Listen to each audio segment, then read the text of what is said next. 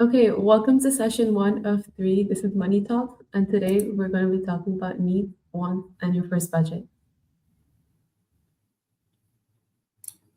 So, our promise to you today is that by the end of this session, you will be able to, first of all, tell the difference between a need and a want in 3 seconds flat. You'll be able to understand where money comes from and where it disappears to. And finally, you will be able to build your very first personal weekly budget. So now imagine if someone handed you 500 dirhams, what would you do with it? Oh, I Would you? would definitely spend it all immediately, like 100%. I don't think that's what you should do, Viraj. I think you should make a plan first. You should distribute between your needs and your wants. What's a need and what's a want? So a need is something that you require to survive. You cannot function without it. For example, food, water, or shelter. Oh, that makes sense. And a want, I think, is something that makes life more enjoyable. It makes it more comfortable, more desirable. But It's I can't survive absolutely, without it. Like for example, I can live on on a Samsung, not the latest iPhone, right? yeah, And exactly. so in Dubai life, we both live in Dubai. Is it a need or is it a want? So our school uniform. If we don't go in our school uniform, our head of year will slam us out. We hope our head of year doesn't see this. Drinking water. We do need drinking water, right? To survive. Without it, we would not be able to survive. So You're that gonna is a have to need. have some Coke, unfortunately. And what's a want? An iPhone 15 Pro Max is definitely a want.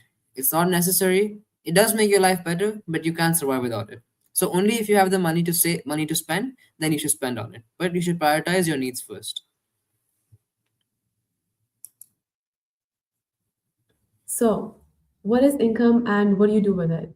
So, for students like you, income is usually pocket money or any birthday gift when you go to a party and you get 500 dirhams randomly.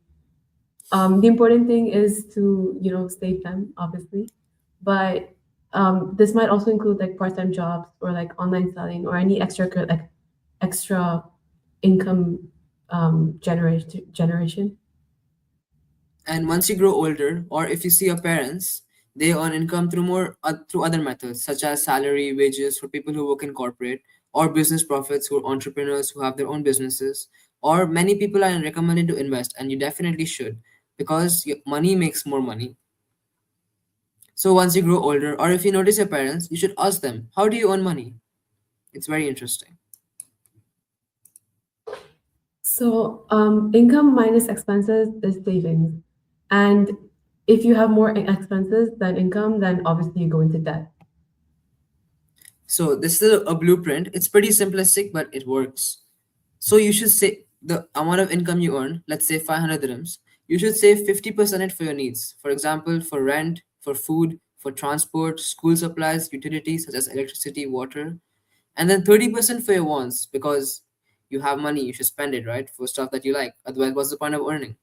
Such as entertainment, eating out with your friends, going to the mall, going bowling, etc., gaming, any new clothes you want to try, and 20% you should lock away on savings and investments for to save for a rainy day.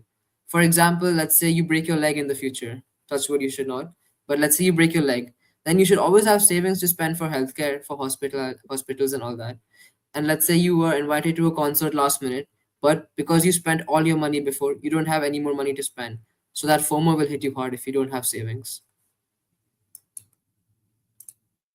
So now imagine you get 200 dirhams and you have to distribute them between your needs, your wants, and savings. So how would that work? So as Viraj said, 50% of it should be needs, right? So you would spend 100 dirhams on stuff like lunch or any school items that you need, and 30% of it on wants. So any games, cafes, or just going out in general. And your 20% should be savings. So, for future goals or any emergency savings that you might need in the future. So, bonus challenge. What's one thing in your wants that you could cut this week to grow your savings to 60 dirhams? Have a think about it. So, some common money myth busters. A myth: I'm too young to think about money. That is definitely false. For example, Warren Buffett made his first investment at age 11. The habits you build now will last you a lifetime. Another myth is, I'll start saving when I earn more. That's definitely not true. The best time to start is always now. Tomorrow never comes, right? So, with whatever you have, even with 10 dirham every week, it adds up. Compounding is a very important aspect of life. Another myth is budgeting means I can't have fun. No, you can always have fun. A good budget actually includes money for fun. That 30% that you set aside, it's for fun, it's for your own enjoyment. It means more money for what matters to you. So three things that you should remember forever. You should always separate your needs from your wants. You should be able to, to distinguish between the two. You should think before every purchase. Can I survive without this? Can life go on without this? You should also give every dirham a job. You should make a plan before doing anything, before spending on anything. And you should always focus on saving first. You should spend on wants later. Exactly. There's a common trick that people use that when you see something you like, you should wait a day. And then after a day, you should ask yourself, did I actually need that thing? If you think you did, if you still think you want it, then you should go ahead. But most likely, you will be impulsive at the start and you wouldn't want it later on, which will actually help you in the long run. So, to conclude, your challenge this week, actions do speak louder than knowledge. Here's what you're doing this week: track every dirham. For 7 days, write down everything you spend money on: snacks, rides, games, everything. There's no cheating here. You should label each expense. Next to each item, write N for need, W for want, and at the end of the week, count how many more wants. If it's too many, you might want to cut down. You should also build your budget. Using the worksheet we have provided, create your personal 50, 30, 20 budget for next week. Bring it to session 2. And finally, you should teach someone. If you have a younger sibling, that's perfect. Explain needs versus wants to a parent or to a sibling. I'm sure your parents will be proud if you go on.